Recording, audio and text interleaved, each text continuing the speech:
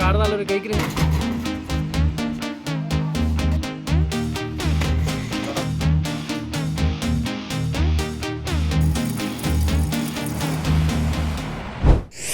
Hello friends, welcome to my channel. Stay tuned with Siddiq. ప్రతిరోజులాగానే ఈరోజు మా వర్క్ ప్రయాణం మొదలైంది.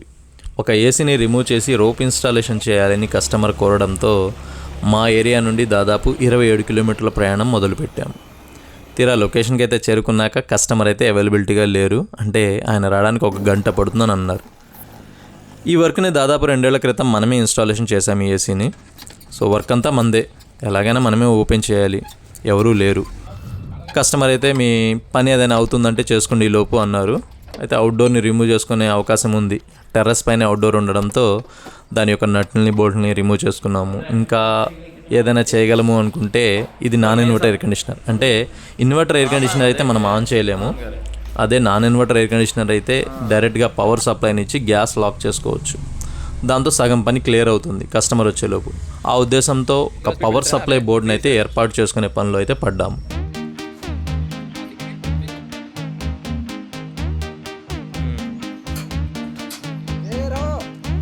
ఇలా డైరెక్ట్ పవర్ సప్లైని అవుట్డోర్కి ఇచ్చి గ్యాస్ లాక్ చేసేయచ్చు.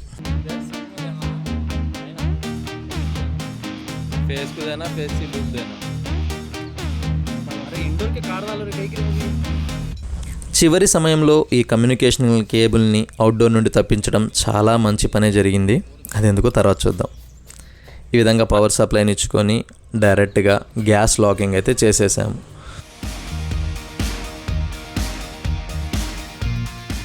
ఇలా గ్యాస్ లాక్ చేసుకున్నాక కనెక్షన్ పైప్స్ని, ఏదైతే కాపర్ పైప్స్ కనెక్షన్ ఉందో వాటన్నింటినీ రిమూవ్ చేసుకున్నాము. అవుట్డోర్ని కూడా డిస్మాంటిల్ చేసి స్టాండ్ నుండి సపరేట్ చేసేసాము. ఇక అవుట్డోర్ స్టాండ్ని రిమూవ్ చేసుకోవచ్చు. అలాగే ఈ కాపర్ పైప్స్కి టేపింగ్ వేసుకోవడం. చాలామంది ఏంటంటే వీటిని ఇలాగే వదిలేస్తూ ఉంటారు. ఈ పైప్స్కి కనుక మనం టేపింగ్ వేసుకోకపోతే వీటిలో ఈగలు, దోమలు చేరి ఆ ఆయిల్తో మిక్స్ అయిపోయి తర్వాత చాలా ఇబ్బందిని పెడతాయి. ఈలోపు కస్టమర్ రానే వచ్చారు. అవుట్డోర్ని ఎలా కిందకి దింపేసుకున్నాము. ఇండోర్ని కూడా రిమూవ్ చేసుకునే పనిలో పడ్డాము. మేము చేసిన ఇన్స్టాలేషనే కాబట్టి లోపల ఆ రోజు వైట్ సిమెంట్ని అయితే పెట్టడం జరిగింది. సో ఆ వైట్ సిమెంట్ని కూడా పగలగొట్టి ఈ కాపర్ పైప్ని ఇప్పుడు డిస్మాంటిలింగ్ చేయబోతున్నాం. వీటికి కూడా టేపులు వేసేసుకోవాలి, ఎందుకంటే వీటిల్లో దూరినా కూడా దోమలు, ఈగులు లాంటివి దూరితే లోపల ఆయిల్లో మిక్స్ అయిపోతాయి.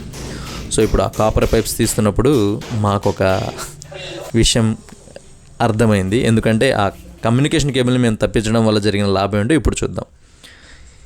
ఈ హోల్లో బయట పక్క నుండి ఉడతలు దూరి కేబుల్ని ఎక్కడికక్కడ నాశనం చేసేసాయి, అంటే ఎక్కడికక్కడ కొరికేసాయి.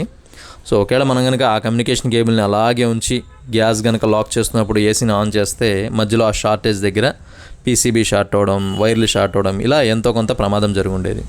సో దాని నుండి మేమైతే తప్పించుకున్నాము. ఆటో కూడా రెడీగా ఉండడంతో ఇండోర్ యూనిట్ని, అవుట్డోర్ యూనిట్ని ఇక డెలివరీ చేయబోతున్నాం. అలాగే మా వీడియోకి థంబ్నెయిల్ అడ్డ రోడ్డు వెళ్ళి అడ్డంగా బుక్ అయిపోయామని పెట్టాను. అలా ఎందుకు పెట్టాల్సి వచ్చిందో తెలియాలంటే వీడియోని ఎండ్ వరకు చూడండి, మిస్ కాకండి.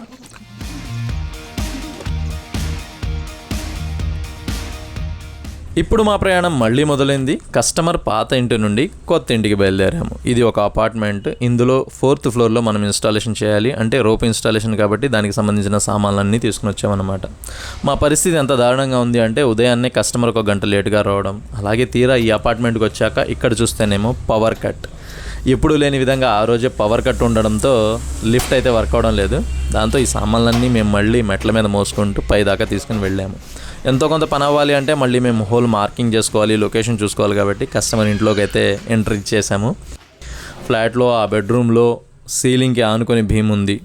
అలాగే విండో పైన ఒక లెంటిల్ 4 ఇంచెస్ భీమ్ ఉంటుంది. వీటన్నిటిని మెజర్మెంట్ తీసుకుంటూ హోల్ మార్కింగ్ చేసుకోవాలి. ఇక్కడ చాలాసేపు డిస్కషన్ నడిచిన తర్వాత కస్టమర్ ఫిక్స్ అయ్యారు మనకి ఆ కిటికీ మీద బిగించుకునే విధంగా. ఆ మెజర్మెంట్స్ ప్రకారం అక్కడ ఎలక్ట్రికల్ పైపులు కూడా మనకి వాల్లో అడ్డు రాకుండా ఉండే విధంగా చెక్ చేసుకొని హోల్ లెఫ్ట్ సైడ్ మార్కింగ్ అనేది ఇచ్చుకున్నాము. ఆల్రెడీ ఆ బిల్డింగ్ కన్స్ట్రక్షన్ ఓనర్తో కూడా మాట్లాడాము. కిటికీ మీద ఏ విధంగానూ లెంటిల్ భీమ్ బారుగా లేదని చెప్పారు. తీరా చూస్తే మేము హోల్ మార్కింగ్ చేసుకొని వేస్తున్నప్పుడు కాంక్రీట్ అయితే తగిలింది. ఎందుకంటే పవర్ అప్పుడే వచ్చింది, దాన్ని వినియోగించుకొని మేము హోల్ అయితే మొదలుపెట్టాము. తీరా చూస్తే హోల్ పడలేదు. దాంతో కిందకు కూడా మరొక కొత్త హోల్ వేయాల్సి వచ్చింది. ఈ విధంగా కింద మీద పడి హోల్ని అయితే కంప్లీట్ చేసాము. రౌండ్ బిట్ యూస్ చేయడం వల్ల హోల్ నీట్గా రౌండ్గా క్లియర్గా పడింది. ఆ తర్వాత ఘట్టం వచ్చి ఇండోర్ యూనిట్ ప్లేట్ ఫిక్సింగ్. ఇక indoor unit left side marking, ఏదైతే పైపులు మనం కన్సీల్ లెఫ్ట్ లాగాల్సి ఉంటుందో వాటిని దృష్టిలో పెట్టుకుని, నార్మల్గా హోల్ అక్కడ సైడ్ని పడి ఉంటే యూనిట్ ఇంకొద్దిగా పక్కకు జరిగేది, ఏ విధంగానూ హోల్ ఎవరికి కనపడేది కాదు. కానీ ఇప్పుడు అక్కడ సైడ్కి సంబంధించి కాంక్రీట్ వాల్ తగలంతో ఇప్పుడు పైప్స్ అయితే లోపల ఒక 2 feet వరకు మనకు కనబడతాయి. రోప్ ఇన్స్టాలేషన్ కాబట్టి సాహసమే చేరాడింబక అంటూ చకచకా దిగిపోయాను. ఇక్కడ మనం గమనించాల్సింది ఏంటంటే, ఒకవేళ కొత్త ఏసీ ఇన్స్టాలేషన్ అనుకోండి, కస్టమర్ కొద్దిగా అమౌంట్ పెట్టి కాపర్ పైప్ లైన్ పైకి లాగించుకునే అవకాశం ఉంటుంది, అంటే ఎక్స్ట్రా అమౌంట్ని యూజ్ చేసి. అదే పాత ఏసీలు అనుకోండి, వాళ్ళు దాని మీద అంత ఖర్చు పెట్టడం ఎందుకు అన్నట్టు భావిస్తారు. దాంతో రోప్ ఇన్స్టాలేషన్ తాడు మీదే దిగి బిగించక తప్పలేదు. ఇక్కడ కూడా విండో ఓపెన్ టైప్ లేదు, దాంతో విండో పక్కన బిగించాల్సి వచ్చింది. వాళ్ళ పాత పైప్ ఏదైతే ఉందో దాన్నే యూజ్ చేయాలి, మళ్ళీ ఎక్స్ట్రా పైప్ అన్నా కూడా ఖర్చు అవుతుంది. వీటన్నింటిని దృష్టిలో పెట్టుకుని మేము ఇన్స్టాలేషన్ చేయాల్సి ఉంటుంది. చాలా మాటలు అటు ఇటు కస్టమర్తో మాట్లాడాక ఫైనల్ డెసిషన్ అనేది ఈ విధంగానే ఉంటాయి.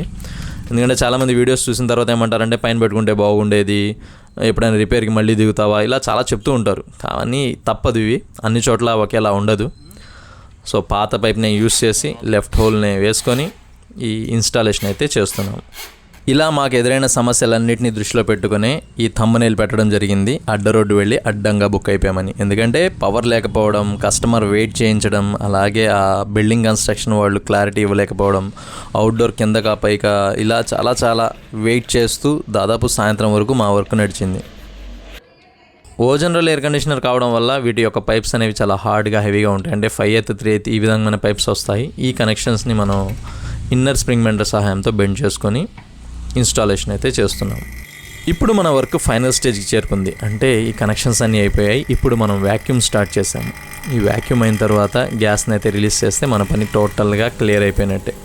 So wiring connections, indoor to outdoor communication కేబుల్ని ఇచ్చుకునే పనిలో పడ్డాము.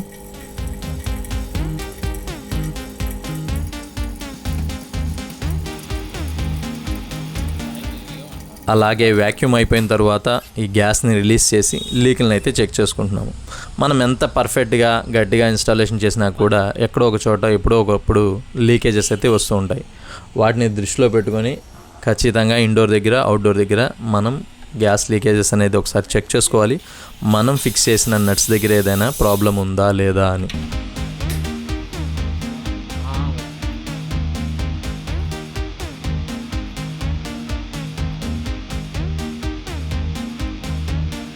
ఎటువంటి లీకులు గమనించలేదు. దాంతో యూనిట్ని ప్యాకింగ్ అయితే చేసేస్తున్నాం. ఎందుకంటే ఈ విధంగా ప్యాక్ చేయకపోతే వాటర్ లీకేజెస్ అనేది వస్తూ ఉంటాయి. ఆ నట్స్ దగ్గర నుండి వాటర్ లోపల కారడం అలా జరుగుతూ ఉంటుంది. ఇలా ఇన్స్టాలేషన్ చేయడం వల్ల మనకి పైప్ ఇప్పుడు మీకు ఇందాక చెప్పినట్టుగా సైడ్ కనపడడం చూడండి. అదే మనకి ఆ హోల్ కనుక యూజ్ అయినట్లయితే యూనిట్ కొద్దిగా పక్కకు జరిగి బిగించేవాళ్ళం, ఏ విధంగానూ పైపులు కనపడేవి కాదు. కానీ హోల్ మారడం వల్ల ఒక 1 feet కాపర్ పైప్ అయితే కనపడుతుంది.